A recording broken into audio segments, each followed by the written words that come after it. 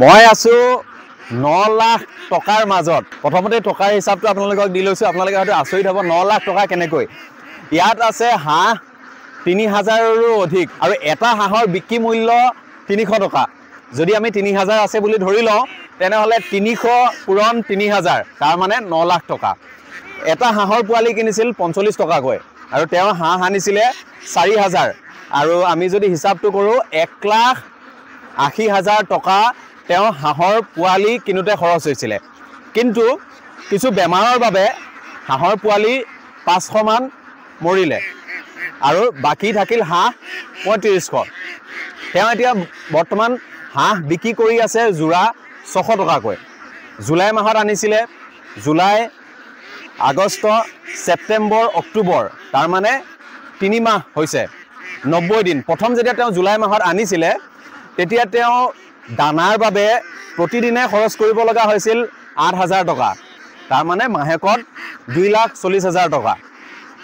আৰু তেওঁৰ সৈতে আৰু এজন মানুহ অনবৰতে চোৱা চিতাৰ কামত জড়িত থাকে। মাহেকত যদি এজনৰ 10,000কৈ ধৰি লওঁ, দুজনৰ 20,000 টকা, 3 মাহত 60,000 টকা। 1,80,000 তেওঁ পোৱালি কিনোতে খৰচ হৈছিলে, দানাত হৈছিলে তেওঁ 2,40,000 আৰু হাজিৰা নামত খৰচ হৈছে 60,000 টকা। তাৰমানে আমি অন্যান্য খৰচ আৰু যদি ধৰি লওঁ তেনেহ'লে গোটেইখিনি মিলি যদি তেওঁ 4.5 লাখ টকা খৰচ হৈছে 4 মাহত আৰু তেওঁ এই হাঁহখিনি বিক্ৰী কৰি পাব 9 লাখ টকা। তাৰমানে আধাতকৈ বেছি তেওঁ উপাৰ্জন কৰিব।